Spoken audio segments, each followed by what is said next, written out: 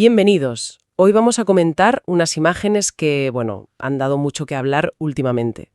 La verdad es que te dejan un poco boquiabierta. Sí, son bastante impactantes. Hablamos de un vídeo que muestra algo muy poco común, un misil estadounidense, un Hellfire, nada menos, golpeando un objeto volador no identificado. Un UAP, como se les llama ahora. Antes FANI, ahora UAP. Sí, Exacto. la terminología internacional. Exacto. Y lo más curioso, lo que más llama la atención, es que el misil parece que, no le hace absolutamente nada. Como si rebotara, aunque ya veremos que esa no es la explicación oficial. Eso. Para analizar esto bien, nos basamos en informes de una audiencia del Congreso de Estados Unidos, también en artículos de prensa que lo han cubierto, por ejemplo, uno de El País Uruguay, y los detalles que han ido saliendo. Así que, a ver, vamos a intentar desgranar esto. ¿Qué pasó exactamente? ¿Qué era ese objeto? ¿Y qué dice la versión oficial frente a las dudas que genera todo esto? Queremos explorar a fondo este incidente en concreto. Muy bien, pues vamos a ello. Empecemos por lo que se ve en el vídeo, ¿no? La secuencia.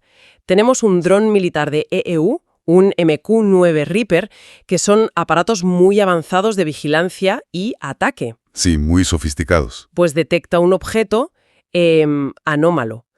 Y en un momento dado, el dron lanza un misil. Un AGM-114 Hellfire. Que no es cualquier cosa, claro. Para nada.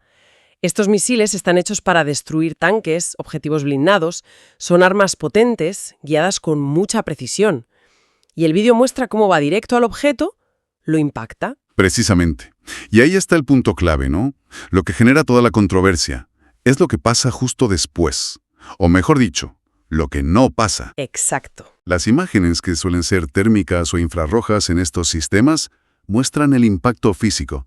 Se ve como un destello de energía cinética, pero ya está. Nada más. Nada más. No hay explosión, no se ve que el objeto se rompa en pedazos, no hay una bola de fuego como esperarías de un Hellfire. Cero. Es que es difícil no quedarse un poco perplejo, ¿no? Viendo eso, un impacto así debería, pulverizar casi cualquier cosa. Exacto. El objeto, que algunas fuentes describen como una esfera luminosa, otras como un objeto metálico esférico, pues simplemente parece que sigue su camino. Como si nada. Algunas descripciones dicen que quizá hace un pequeño giro, ¿sabes? Una ligera corrección después del golpe. Pero vamos, que sigue su trayectoria aparentemente intacto. Increíble. Como si en vez de un misil le hubieran tirado, una china. Es asombroso. Y hay un detalle que genera un poco de confusión. La fecha. Ah, sí. La información inicial que teníamos, de algunos informes, decía que esto pasó cerca de Yemen, sobre el mar, allá por 2003 o 2004. Y se hablaba de que un avión de combate intentó interceptarlo. Pero luego, el artículo del País Uruguay que comentábamos dice que el vídeo que se mostró en el Congreso se grabó el 30 de octubre de 2024, también cerca de Yemen. Sí, esa discrepancia es curiosa, la verdad. No está del todo claro por qué. Podría ser, que sean incidentes distintos pero parecidos, o un error al transcribir fechas. O versiones distintas del mismo evento, quizás. Podría ser. Es algo a tener en mente, sí. Aunque lo fundamental para el análisis de hoy es lo que se ve en el vídeo que se enseñó en el Congreso, sea de la fecha que sea. El impacto sin explosión. Vale, pues centrémonos en el objeto. En el protagonista involuntario. ¿Qué más se sabe? ¿Cómo lo describen? Sin superficies planas. Redondeado. Vale. El tamaño. La información inicial decía que era parecido a un misil Sidewinder, que son unos 3 metros de largo, más o menos. Ajá. Y aquí viene lo más llamativo. Algo que se repite mucho en los informes UAP. No se le ven medios de propulsión. Ni alas, ni motores, ni toberas. Nada. Ni deja estela de humo o condensación que detecten los sensores del dron. Y aquí es donde la cosa se pone realmente interesante, ¿verdad? Pues sí. Un objeto esférico, metálico, sin motor aparente, que se mueve de forma controlada y que encima resiste el impacto directo de un Hellfire. Es que no hace falta ser ingeniero para ver que eso choca con lo que entendemos por física y tecnología. Totalmente. ¿Cómo vuela? ¿Cómo se mueve? Y sobre todo, ¿cómo no lo destroza el misil? Esas son las preguntas clave, claro. Las que hacen que esto genere tanto debate. La falta de propulsión visible y esa resistencia al impacto son las dos cosas que más nos descuadran. Claro. Y eso lleva a preguntarse qué es y de dónde viene. El origen sigue siendo desconocido, por supuesto. Y para entender cómo esto se ha hecho público, hay que hablar del contexto, que no ha sido una filtración cualquiera por Internet. No, para nada. El video se presentó oficialmente, en una audiencia pública, nada menos que en la Cámara de Representantes de Estados Unidos. Ahí es nada. En una subcomisión del Comité de Inteligencia. Y no una cualquiera, sino la que se dedica específicamente a los UAPs. Que se muestre ahí, en ese foro, ya dice mucho. ¿Y quién lo presentó? Porque creo que ahí también había un pequeño lío con las fuentes, ¿no? Sí, hay dos versiones. Una dice que fue Timothy Phillips, que es un alto cargo de la AARO, la All Domain Anomaly Resolution Office. La oficina del Pentágono para investigar estos temas. Exacto. La AARO es la oficina oficial que ahora centraliza todo esto, que recoge informes de militares, de inteligencia, y los analiza. Según esta versión, Phillips puso el vídeo como ejemplo de los retos que tiene la AARO. Entiendo. La propia oficina mostrando un caso práctico de lo difícil que es su trabajo. Eso es. La AARO es clave ahora mismo. Su creación ya fue un cambio importante en cómo el gobierno de EU trata estos temas. Pasar de posible ocultación o de quitarle importancia a intentar estudiarlo de forma sistemática. Al menos oficialmente. Al menos oficialmente. Y mostrar este vídeo podría ser una forma de decirles a los políticos, miren, esto es lo que manejamos. Objetos raros, encuentros militares, datos de sensores que no cuadran o armas que no funcionan como esperamos. Pero decías que había otra versión de quién le dio al play. Sí. La otra fuente, el artículo de El País Uruguay, dice que fue un congresista republicano, Eric Burleson, miembro de esa subcomisión, quien presentó el vídeo en la sesión. Bueno, una pequeña discrepancia. Un detalle. Quizás ambos participaron, o simplemente la información no llegó del todo clara. Pero como decías tú, lo importante no es tanto quién pulsó el botón, sino que se viera ahí, oficialmente. Exacto. Y lo más interesante, que nos lleva ya a la explicación oficial, es lo que dijo la AARO al respecto. Presumiblemente a través de Phillips. Dieron su conclusión tras investigarlo internamente. Y ahí es donde responden a eso del rebote o la invulnerabilidad. ¿Y qué dijeron? Me imagino que intentarían buscar una explicación lógica, ¿no? Efectivamente. Según la AARO, el misil Hellfire no rebotó. O sea, no es que lo repeliera una fuerza extraña, un escudo de energía o algo así. Vale. Su conclusión es más mundana. Fue un fallo técnico del propio misil. Un fallo del misil. Así. Sin más. Bueno, sin más.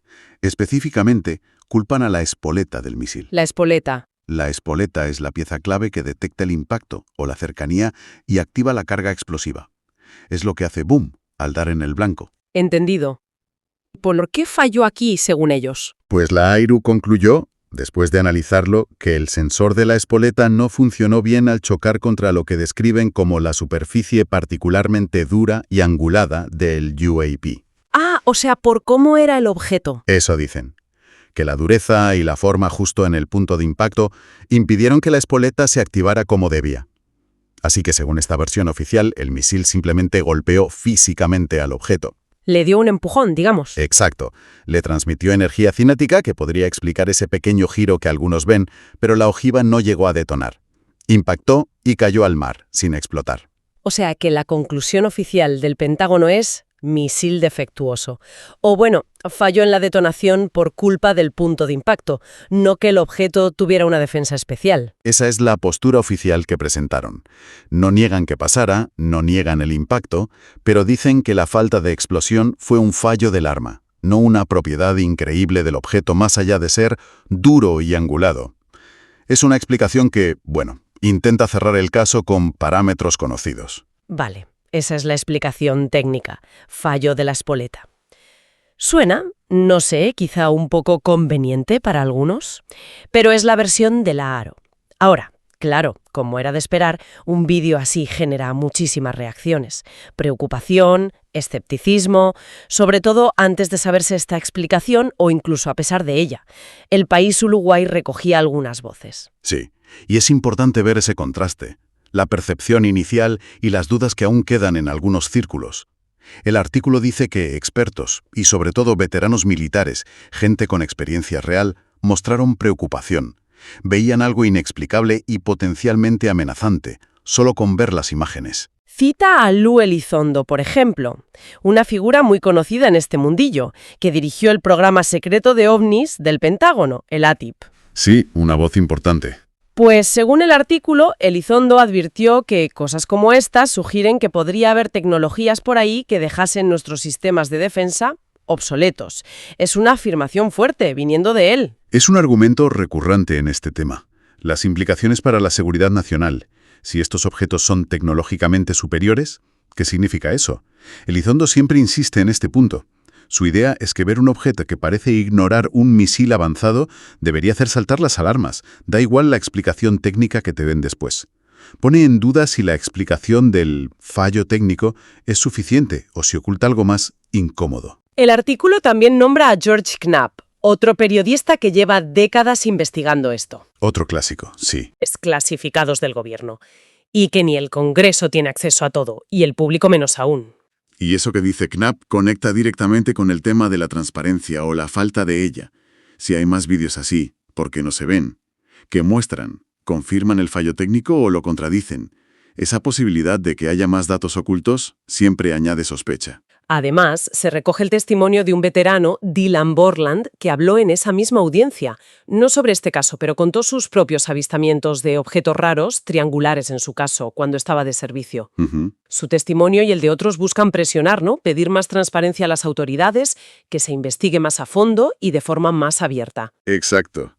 Borland y otros veteranos que hablan representan esa presión desde la experiencia directa, que a menudo choca con la cautela o el secretismo de las instituciones. Así que tenemos este cuadro.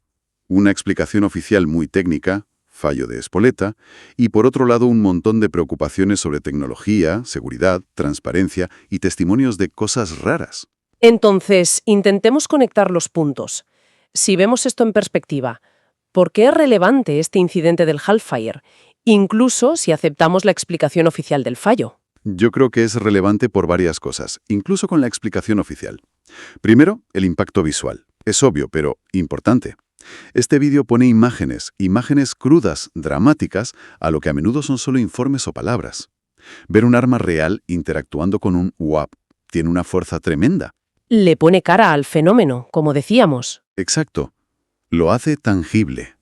Segundo, demuestra un caso real, documentado y reconocido oficialmente, donde un arma avanzada y fiable como el Hellfire no consiguió destruir un objeto no identificado. Y eso es importante, sea cual sea la causa. Claro. Ya sea por un fallo del misil, inducido o no por el objeto, el resultado es el mismo. El arma falló. El objeto siguió. Y eso, inevitablemente, plantea preguntas sobre la fiabilidad de nuestros sistemas ante cosas inesperadas o con características raras. Un fallo es un fallo, sí. El resultado práctico es que el UAP se fue de rositas, digamos. Precisamente. Y tercero, la plataforma donde se mostró. El Congreso de Estados Unidos. Que estas imágenes se desclasifiquen, se muestren ahí y se dé una explicación oficial, aunque sea debatible, es un signo importante del cambio de políticas sobre los UAP. Ayuda a sacar el tema del oscurantismo o la ridiculización de décadas pasadas. Lo pone como un tema legítimo de interés para la seguridad y la política. Entonces, ¿qué significa todo esto? Si tuviéramos que resumir la esencia de este caso para alguien que intenta entender este lío de los UAP. Pues yo diría que este incidente es como una foto perfecta de la encrucijada actual del fenómeno UAP. Tienes todos los elementos ahí. Tecnología militar puntera frente a lo desconocido. Imágenes y datos objetivos pero difíciles de interpretar. Una oficina gubernamental específica, la ARO, intentando aplicar la ciencia y la inteligencia. Una explicación técnica oficial que busca, racionalizarlo todo dentro de lo conocido. Puntas en el aire. Exacto. Y junto a eso, las voces de testigos cualificados, las preocupaciones por la seguridad nacional, las acusaciones de secretismo y al final ese halo de misterio sobre qué son realmente estos objetos. Así que este caso no ilumina tanto la tecnología del objeto en sí, que seguimos sin saber casi nada, sino más bien el proceso. Cómo nuestras instituciones están lidiando con esto. Esa tensión entre divulgar cosas controladamente, dar explicaciones técnicas que a veces suenan convenientes, y la demanda social y política de más claridad ante fenómenos que se resisten a respuestas fáciles. Es una síntesis muy buena. Hemos hecho un recorrido interesante hoy, ¿eh?